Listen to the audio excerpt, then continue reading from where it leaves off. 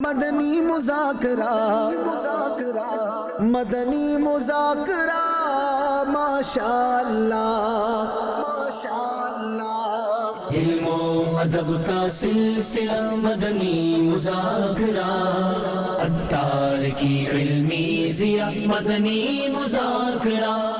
الحمدللہ رب العالمین والصلاة والسلام علی خاتم النبیین، اما بعد فاعوذ باللہ من الشیطان الرجیم، بسم اللہ الرحمن الرحیم، الصلاة والسلام علیک یا رسول اللہ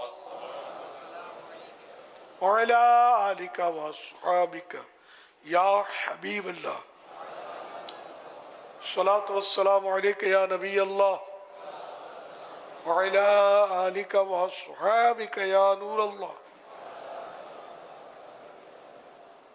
نویت سنت الاعتکاف۔ جب کبھی داخل مسجد ہونے کی سعادت پائیں، اعتکاف کی نیت ضرور فرمائیں۔ نیت دل کے ارادے کو کہتے ہیں، دل ہی میں نیت کر لیجیے میں نے سنت اعتکاف کی نیت کی، آپ متقف ہو گئے۔ دل میں نیت حاضر ہوتے ہوئے زبان سے بھی دہرا لینا زیادہ اچھا ہے، خواہ اپنی مادری زبان میں کہہ لیں، اردو میں کہہ لیں میں نے سنت اعتکاف کی نیت کی، مگر دل میں نیت ہونا شرط ہے۔ یاد رکھیے، مسجد میں کھانا پینا، سونا، سحری، افطار، آب زمزم شریف پینا، دم کیا پانی پینا، نیاز کھانا وغیرہ اسی صورت میں جائز ہوتے ہیں جبکہ اعتکاف کی نیت کی ہو۔ افطار کا وقت آیا، نیت پہلے نہیں کی ہے تو اب کر لیں اور اب افطار کر لیں، تاہم مناسب یہ کہ ثواب کے لیے اعتکاف کی نیت کی جائے، اور پہلے چونکہ کی نہیں تھی کہ کچھ عبادت کر لی تھی، درود پڑھ لیا تھا، نماز پڑھ لی تھی، تب کچھ بھی نہیں یاد، صرف نیت کی، تو اللہ کے لیے نیت کرنے کے بعد کوئی ذکر و درود کر لیں، چاہے تو 12 بار درود شریف پڑھ لیں، اب بے شک افطار وغیرہ کر لیں۔ فرمان آخری نبی صلی اللہ علیہ وآلہ وسلم، دو درودوں کے درمیان مانگی جانے والی دعا رد نہیں کی جاتی۔ صلو علی الحبیب صلی اللہ علیہ محمد۔ جب صف میں کھڑے ہوئے اور پھنس رہے ہیں، اب جب پھنستے ہیں نا تو ادھر والا بولتا ہے میں پھنس رہا ہوں، ادھر والا بولتا ہے میں پھنس رہا ہوں، ادھر والا بولتا ہے میں بھی پھنس رہا ہوں، دو چار ایک ساتھ پھنس رہے ہوتے ہیں، نکلے کون؟ بولا تو نکل، بولا تو نکل، بولا تو پھنس رہا ہے، بولا تو بھی تو پھنس رہا ہے، تو یہ پھنسنے میں تو کوئی نکلے کون؟ جب ادھر کیبن کے مسئلے نہیں تھے نا، میں امامت کرتا تھا تو میں صف میں دیکھ سکتا تھا، سب بول سکتا تھا، آواز جاتی تھی، میں نکالتا تھا یار آپ مہربانی پیچھے، آپ بھائی آپ پھنس رہے ہیں، آپ کرم فرمائیں۔ اب میں ذرا دھکے کوسنے تو دعائیں دیتا ہوں، تو بہرحال یہ کہ میں اس طرح ترکیب کوشش کرتا تھا۔ تو امام کی بھی ذمہ داری ہے کہ وہ اس طرح صفیں درست کرتا رہے، امام کو چاہیے ہے نا، درست کرتا رہے۔ تو اب تو امام صاحب بھی موجود نہیں ہوں گے یہاں جو میری بات سنے شاید، تو بات پر بات نکلی، تو یہ کہ ہو سکتا ہے وہ کرتے بھی ہوں، مجھے پتہ نہیں ہے، کرنا چاہیے۔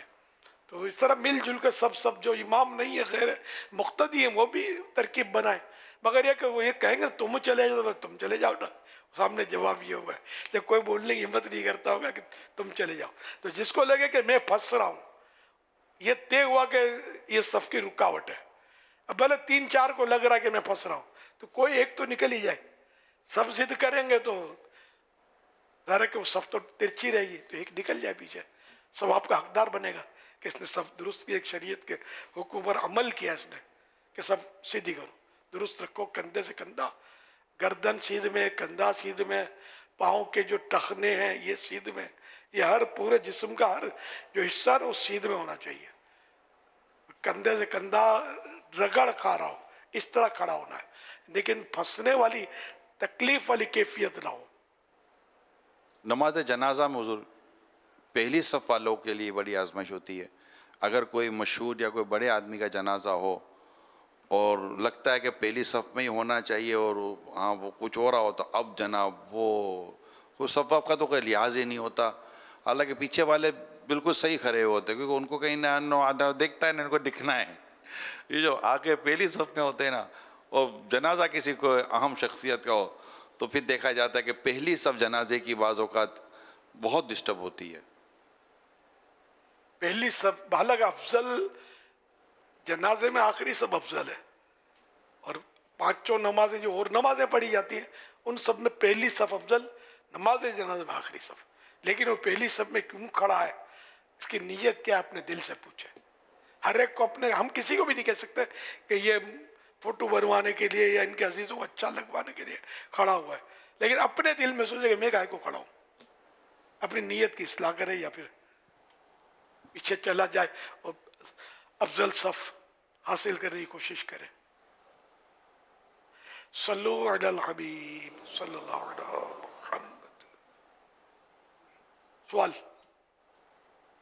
میرا امیر اہل سنت کی بارگاہ میں یہ سوال عرض ہے کہ جس طرح شادیوں پر غیر شریک کام ہوتے ہیں تو بعض دفعہ لوگ یہ کہہ دیتے ہیں کہ اتنا تو شغل میلہ ہوتا ہے, یا بعض دفعہ لوگ یہ کہہ دیتے ہیں کہ جی کہ رشتہ دار ہیں, رشتہ داروں کے بھی حقوق ہوتے ہیں, تو ایسا کہنا کیسا؟ یہ تو مسلمان جو ہے نا, وہ تو خوشی ہو یا غم ہو, اس کو تو شریعت سے آزاد ہے نہیں, وہ تو پابند ہے, بندہ ہے نا, بندہ پابند ہوتا ہے.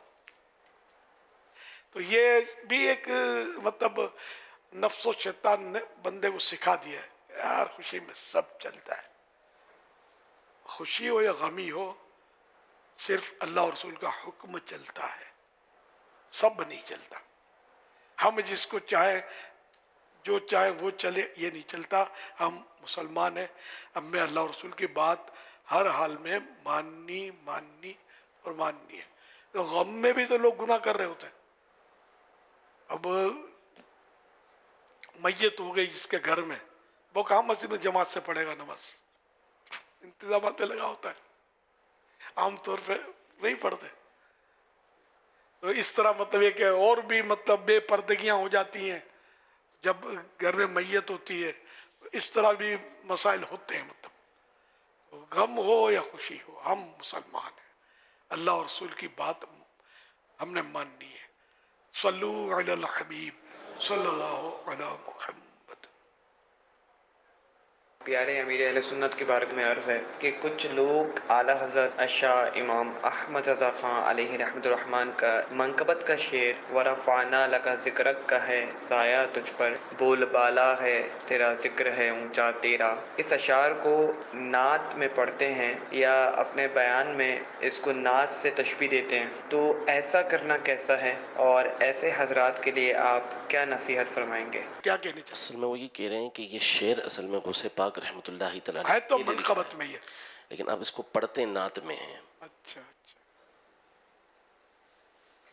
بعض ایسے منقبت کے اشعار ہوتے ہیں جو دونوں میں چل جاتے ہیں. حرج نہیں ہے اس میں. اصل میں جب نبی پاک صلی اللہ علیہ وسلم کے لیے استعمال ہوگا تو یہ حقیقی معنی میں استعمال ہوگا کہ واقعی ان کے لیے ورفعنا لک ذکرک کا اصل سایہ ہے. اور جب غوث پاک رحمۃ اللہ تعالیٰ کے لیے استعمال ہوگا تو وہی نبی پاک صلی اللہ علیہ وسلم کے دربار اقدس سے, ان کی ذات کریمہ سے یہ چیز غوث پاک رحمۃ اللہ تعالیٰ کے لیے حاصل ہوئی ہے. بعض آیت ایسی ہوتی ہیں جس میں بہت سارے شامل ہوتے ہیں, جیسے ہدی للمتقین, قرآن کریم کے بارے میں کہا گیا نا کہ یہ قرآن جو ہے متقین کے لیے ہدایت ہے. تو اب یہ کروڑوں متقین اس میں آ گئے, جتنے متقین ہیں سب کے سب آ گئے کہ یہ قرآن سب کے لیے ہدایت ہے. تو بعض آیتیں یا کئی آیتیں اس کی قرآن کریم تو یہ کہ رہنما ہے ہمارا, کہ اس میں تو یہ اس طرح کی آیتیں, لیکن بعض آیتیں بالکل مخصوص ہوتی ہیں, دوسروں پر اس کا اطلاق نہیں ہو سکتا. تو اب یہ تو خیر علماء ظاہر کریں گے کون سی آیت کون سی, تو ہر ایک اس کو استعمال کرتا بھی نہیں اس طرح. بعض لوگ کرتے ہیں, جیسے وہ جو مانتا ہی نہیں ہے تو وہ ختم اللہ علی قلوبہم, وہ تو آیت پڑھ دیتے ہیں. یہ غلط ہے کہ یہ کافروں کے حق میں ہے, اور ان کافروں کے حق میں ہے کہ جن کا کفر پر مرنا طے ہے, کہ اللہ تعالیٰ نے ان کے دلوں پر مہر لگا دی. جب رب نے مہر لگا دی توڑے کون؟ تو کبھی کہیں گے صم بکم عمی فہم لا یرجعون, یہ بھی کافروں کے لیے.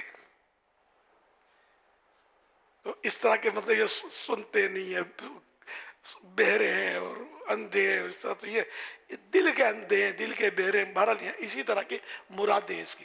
تو یوں یہ آیتیں ہم سب کے لیے چسپاں نہیں کر سکتے. یہ لوگ کرتے, بحث کرتے نا کسی سے, تو پھر یہ کہ وہ پہنچ نہیں سکتے نا, پھر مانتا نہیں ہے. یہ ختم اللہ علی قلوبہم ہے, اس کے دل پر اللہ نے مہر لگا دیا. تو نے کہاں سے دیکھ لی بھائی؟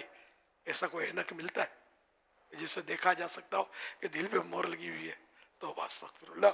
कभी आपने भी ज़िंदगी में, भले कोई बदमज़हब है जो भी है, हम नहीं पढ़ सकते उसके लिए ये आयत, समझे। ये मखसूस काफिरों के लिए, हर उस काफिर के लिए ये जिसका कुफ्र पर मरना तय है। हमें कैसे पता चले? मसलन अबू जहल के लिए है, अबू जहल कुफ्र पर मरा, इसका सबूत तो सरकार सल्लल्लाहु अलैहि वसल्लम ने खुद सजदे शुक्र किया। अबू लहब, इसकी मजम्मत में कुरान की एक सूरत नाजिल हुई तो उसके दिल पे मोहर थी, है ना। तो जो फाइनल तो ये करोड़ों काफिर हैं जो फाइनल है, लेकिन हमें पता नहीं है ना उनका। सल्लु अलल हबीब सल्लल्लाहु अला मुहम्मद। सैयदी अमीर अहले सुन्नत की बारगाह में मेरा सवाल है, ईमान की हिफाजत के बारे में जहन किस तरह बने? बस औकात किसी को कोई गलत बात या जुमला कहते हुए जब सुनते हैं और मना करते हैं तो वो अपनी गलत बात पे इसरार करता है, तो ऐसी सूरत में बंदा अपने ईमान की किस तरह हिफाजत करे? बराए करम जवाब इरशाद फरमा दें, जज़ाकल्लाहु खैरा। भैया, अगर किसी ने वाकई को कुफ्र बक दिया और जिसके किसी के बाद इतना इल्म है कि वाकई से कुफ्र बकार, वो समझाए उसको, और अगला नहीं मानता तो समझाने वाले के ईमान पर तो कोई फर्क नहीं पड़ेगा। अपनी ईमान की हिफाजत कैसे करे? तो ये कि जो भी हुआ उसके साथ हुआ, लेकिन किसी पर हुक्म कुफ्र लगाने के लिए इल्म बहुत सारा चाहिए कि बाज़ वक़्त कुफ्र होता भी है तो लुज़ूम कुफ्र होता है, तो लुज़ूम कुफ्र करने वाला अब ये भी पेचीदा बहसे में छेड़ता नहीं, इसको समझाना मुश्किल हो जाएगा और समझना ज़्यादा दुश्वार हो जाएगा। तो बहरहाल ये अपने ईमान की हिफाजत करे। अगर समझाने की सलाहियत है तो बेशक समझाए, जब ज़न्ने गालिब आ जाए कि समझ जाएगा तो समझाना वाजिब भी होगा कि इसको समझाए। तो इस तरह मतलब है कि और अपने ईमान की हिफाजत, इसका इल्म हासिल करे, कलिमात कुफ्र सीखे, ये वाजिब है। कुफ्रिया कलिमात सीखना भी वाजिब है, सीखे कि किस किस बात से कुफ्र हो सकता है। तो ये अब तो अल्हम्दुलिल्लाह के मकतबुल मदीना ने में किताब दी हुई है, काफ़ी हद तक इससे ये मसला हल हो रहा है कि हमें कुफ्रिया सीखने को मिल सकते हैं, हम पढ़ने वाले बने। कुफ्रिया कलिमात के बारे में सवाल जवाब, ये मकतबुल मदीना से किताब मिलती है, ये कोई 500-600 सफ़े की शायद किताब है, तो इसको ज़रूर पढ़िए और समझिए। समझ ना आए तो उलमा से मालूमात कर लीजिए कि ये इसके माना क्या है। और बाज़ दुआएं हैं कि वो मतलब पढ़ें सोते वक्त, अगर सबसे आखिर में कुल या अय्युल काफिरून पढ़ लें, इसकी भी बरकत ये कि इंशाअल्लाह इसी पर ख़ात्मा होगा। इसमें ना लकुम दीनुकुम वलिय दीन, ये काफिरों से कह रहा है कि तुम्हारे लिए तुम्हारा दीन, मेरे लिए मेरा दीन, मेरे लिए इस्लाम, तुम्हारे लिए कुफ्र। इस्लाम का एतराफ़ कर रहा है, इकरार कर रहा है, इसी इकरार पर इसका ख़ात्मा होगा इंशाअल्लाह। और भी कई औराद हैं कि जो मतलब ये देखे ईमान की हिफाजत के लिए पढ़े जा सकते हैं। सल्लु अलल हबीब सल्लल्लाहु अलैहि वसल्लम। कुफ्रिया कलिमात के बारे में सवाल जवाब, ये 492 पेजेस हैं इसके, 492 492 और 740 रुपीज़ की है, 740 रुपये की है। सुभान अल्लाह। और अगर दावत इस्लामी की वेबसाइट से लें तो मुफ्त है ना। सल्लु अलल हबीब सल्लल्लाहु अलैहि वसल्लम। मेरा नाम गुलाम मुस्तफ़ा अतारी है, बलिया टाउन से अर्ज़ कर रहा हूँ। अमीर सुन्नत से मेरा सवाल ये है कि रमज़ान मुबारक में दिन के वक्त काफ़ी भाई जो है खा पी रहे होते हैं, उनकी इस्लाह कैसे की जाए, इसका जवाब इनायत फरमा दें, जज़ाकल्लाहु खैरा। अब कुछ ना कुछ काफ़ी तो नहीं कह सकते, कुछ ना कुछ खा रहे होते हैं, बाद अल्लाह के इसके होते हैं मखसूस, जिससे कि और बाद कौमें होती है वो खाती पीती है, तो इनको मतलब ज़रा मोहब्बत से प्यार से रमज़ान की अहमियत, रोज़ों के फ़ज़ाइल बयान कराए जाए। हम लड़ तो नहीं सकते, हाकिम है वो अपने हिसाब से ज़रूर सख्ती कर सकता है, हम लोग सख्ती नहीं कर सकते। समझाते रहें, समझाना मुसलमानों को फ़ायदा देता है। सल्लु अलल हबीब सल्लल्लाहु अलैहि मुहम्मद। या सैयदी, मेरा आपसे ये सवाल अर्ज़ है कि बाज़ दफ़ा हम ऐसे फ्लाई ओवर्स वगैरह से या पुल से गुज़रते हैं जिनके पिलरों पर या नीचे दीवार पर अस्माउल हुस्ना लिखे होते हैं, तो ऐसे पुल और फ्लाई ओवर से गुज़रना कैसा है? जवाब इरशाद फरमा दीजिए, जज़ाकल्लाहु खैरा। वैयाकुम, असल अदब का ताल्लुक बाहरहा ऐसा मतलब उर्फ पर होता है, मामूल पर होता है। اب جیسے کہ آپ یہ فلائی اوور تو آپ کی سمجھ میں آیا کہ یہ ستون پر ہے. آپ اگر دوسرے فلور پر جاتے ہیں کسی عمارت میں تو پہلے فلور پر تو قرآن کریم پورے کا پورا تشریف فرما ہوتا ہے, رکھا ہوا ہوتا ہے. کیسے جائیں گے؟ جاتے ہیں نا. یوں فلائی اوور پر بھی چلنے میں حرج نہیں ہے. صلو علی الحبیب صلی اللہ علیہ محمد. مدنی مذاکرہ مدنی مذاکرہ ماشاء اللہ ماشاء اللہ. علم و ادب کا سلسلہ مدنی مذاکرہ, عطار کی علمی ضیاء مدنی مذاکرہ.